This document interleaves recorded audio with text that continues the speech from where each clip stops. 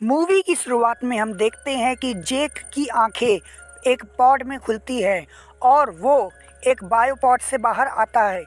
तभी हमें दिखाया जाता है कि वो स्पेस में है और वो इस पॉड में पिछले 6 साल से है। आगे हम देखते हैं कि जेक के पैर काम नहीं करते हैं क्योंकि वो पैरालाइज हो चुके हैं और हमें पता चलता है कि जेक असल में इस एक्सपेरिमेंट का पहला ऑप्शन नहीं था, बल्कि जेक का भाई सैम, जो कि एक स्पेस साइंटिस्ट था, वो इस मिशन पर जाने वाला था। लेकिन उसकी कुछ लोगों से लड़ाई हो गई और उसकी मौत हो जाती है, जिसके बाद नासा वाले जेक को अप्रोच करते हैं क्योंकि उसके भाई के पीछे उनका काफ़ी सारा पैसा खर्च हो चुका था।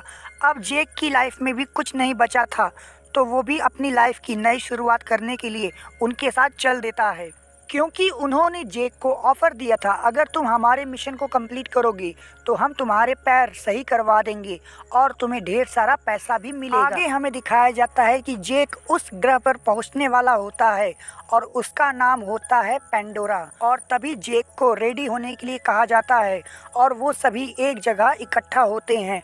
वहाँ पे उन सब का लीडर कर्नल क्विटरिच सबको बताता है कि यह ग्रह हमारे पृथ्वी से बहुत अलग है और यहाँ पर ऑक्सीजन नहीं होती, और अगर आप यहाँ के जंगलों में फंस जाएं तो आपको अपनी जान कैसे बचानी है। उसके बाद जेक की मुलाकात अपने ट्रेनिंग पार्टनर से होती है और वो उसको जेक का अवतार दिखाता है। दरअसल अवतार यहाँ पर उस जीव को कहा जाता है जिसका निर्माण इंसानों और उस ग्रह पर रहने वाले प्राणियों के डीएनए से मिलाकर बनाया गया है। और फिर जेक की मुलाकात डॉक्टर ग्रेस से होती है और वही इसकी हेड होती है और वही सभी अवतार को मॉनिटर करती है। आगे हम देखते हैं कि डॉक्टर ग्रेस एक आदमी से बातचीत कर रही है और उस आदमी का नाम सेल्फ्रिज होता है और वो इस पूरे मिशन को फंडिंग करता है। सेल्फ्रिज डॉक्टर ग्रेस को बताता है कि तुम ज़्यादा इधर उधर की बातें मत किया करो क्योंकि हम यहाँ पर एक ही मिशन से आए हैं और हमारा मिशन है इस अनमोल स्टोन की माइनिंग करना, और ये स्टोन की 1 किलो की वैल्यू है 100 करोड़ रुपए। इसलिए जो हो रहा है उसे शांति से होने दो। उसके बाद हम देखते हैं कि जेक को एक चैम्बर में सुलाया जाता है और जिसके बाद जेक का अवतार एक्टिवेट हो जाता है। जेक देखता है कि उस अवतार के बड़े बड़े कान, एक लंबी सी दुम और लंबी लंबी टांगे भी हैं। जेक उसको पाकर बहुत खुश होता है।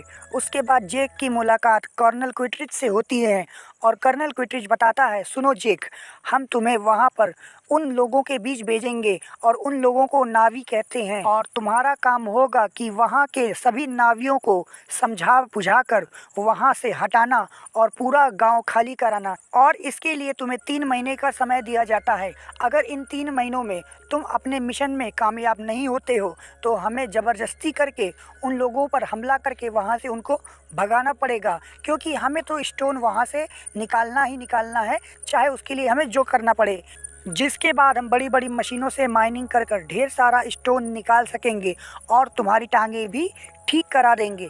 जेक इन सब बातों के लिए मान जाता है। जिसके बाद जेक को रेडी करके हेलीकॉप्टर के ज़रिए वहाँ के जंगलों में छोड़ दिया जाता है।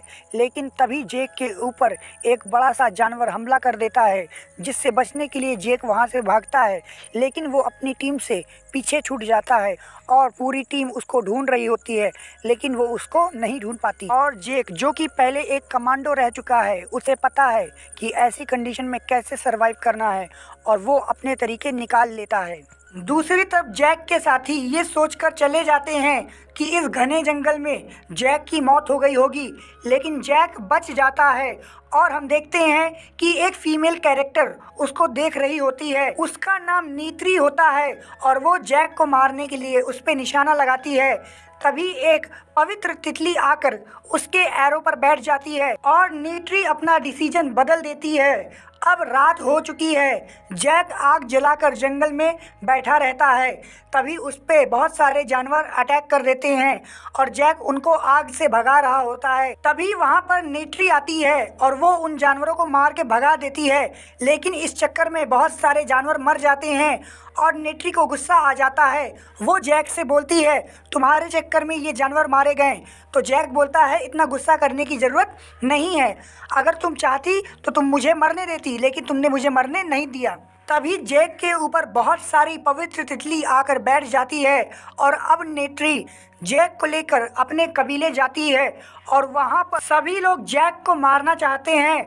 और तभी हम देखते हैं वहाँ पर सूते आ जाता है जो कि कबीले का अगला होने वाला सरदार होता है।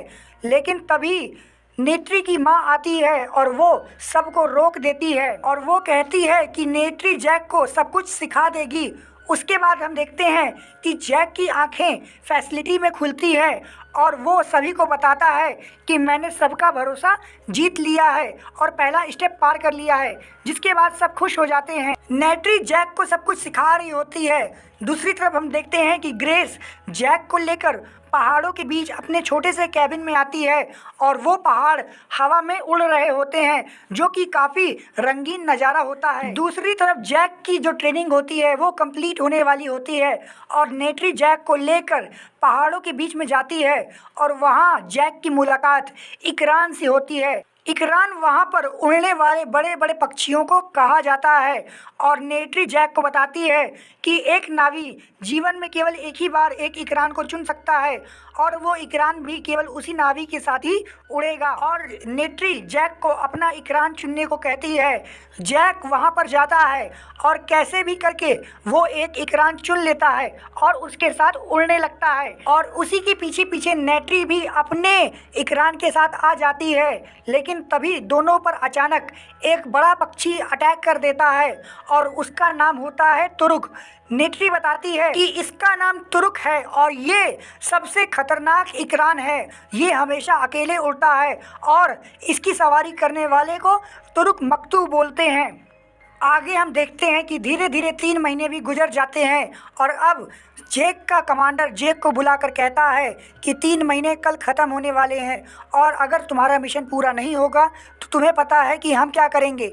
जैक कमांडर को बताता है कि कल वो सभी मुझे एक्सेप्ट कर लेंगे और फिर मैं सबको समझा बुझा दूंगा। कमांडर कहता है चलो देखते हैं क्या होता है। उसके बाद हम देखी कबीले वाले सारी रस्मों को पूरा करके जैक को एक नावी के रूप में एक्सेप्ट कर लेते हैं और उसके बाद नेट्री जैक को अपनी पवित्र पेड़ की तरफ ले जाती है जो कि एक विशाल पेड़ होता है। नेट्री बताती है कि ये एक पवित्र पेड़ है और तुम इसके सामने यहाँ की किसी भी लड़की को चुन सकते हो।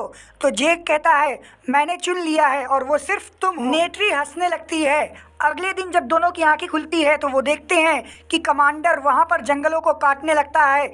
जैक वहाँ पर आकर कमांडर को रोकता है लेकिन तभी कबीले वाले जैक को पकड़ के उसको मारने के लिए जाते हैं, लेकिन नेट्री वहाँ पर आके जैक को बचा लेती है। आगे हम देखते हैं कि डॉक्टर ग्रेस कर्नल से कहती है कि ज़रूरी नहीं है कि वो पत्थर इसी गांव में हो, तुम कहीं और भी खुदाई करके पत्थर निकाल सकते हो। तभी जैक की भी आंखें खुल जाती है। वो भी कर्नल को समझाता है लेकिन कर्नल कहता है कि मैंने तुम्हें 3 महीने का टाइम दिया था और तुम काम पूरा नहीं कर पाए।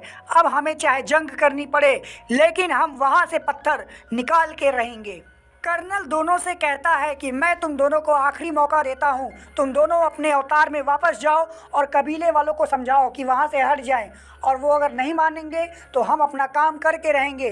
वो दोनों अपने अवतार में वापस जाते हैं और जैक सब कुछ सच सच बता देता है कि मैं यहाँ पर आप लोगों को हटाने आया था ताकि हम यहाँ से वो कीमती पत्थर निकाल सके।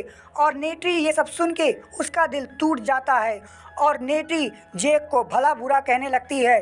उसके बाद कबीले वाले दोनों को पकड़कर बांध देते हैं और फिर वहाँ पर कर्नल अटैक चालू कर देता है, लेकिन कबीले वाले भी उसका जवाब अपने तीर और धनुष से देते हैं। लेकिन वो कब तक अपने तीर धनुष से उनकी बंदूकों का जवाब दे सकते, और देखते ही देखते उनका वो विशाल पवित्र पेड़ भी गिर जाता है, जिसके गिरने के बाद सभी नावी लोग दुखी हो जाते हैं।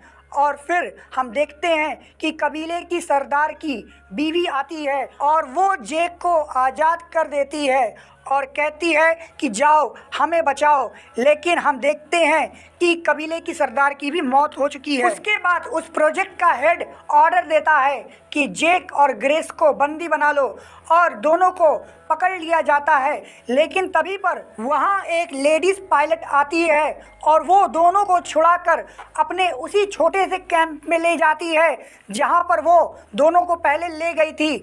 और फिर जेक दोबारा अपने अवतार में वापस आता है और वो देखता है कि कबीले वाले वहाँ से जा चुके हैं। अब जेक के सामने होता है तुरुक और जेक अब उस तुरुक की सवारी करता है और उसको लेकर कबीले वालों के पास पहुंचता है। जेक को तुरुक के साथ देखकर कबीले वाले भी हैरान हो जाते हैं, क्योंकि उनका मानना था जो भी तुरुक की सवारी करेगा वो हमारी सारी समस्याओं को ख़त्म कर देगा। और जेक को वहाँ देख सभी लोग बहुत खुश हो जाते हैं और अपना सर झुका लेते हैं। नेट्री भी जेक को देखकर खुश हो जाती है और जेक ऐलान करता है अगर उनको जंग चाहिए तो हम जंग ही करेंगे।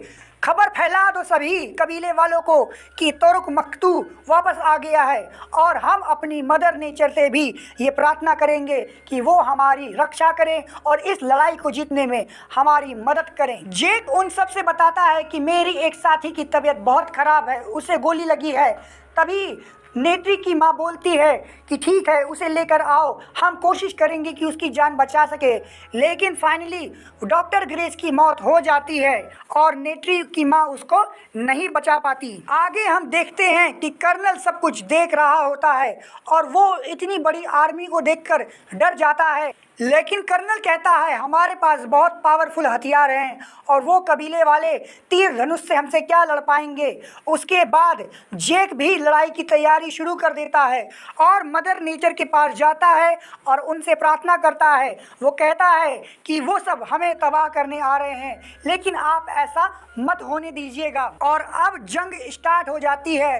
कर्नल अपने बड़े बड़े हथियार और हेलीकॉप्टर लेकर अटैक कर देता है और जेक भी अपने तुरुक पे और सभी अपने इकरान पर अटैक कर देते हैं।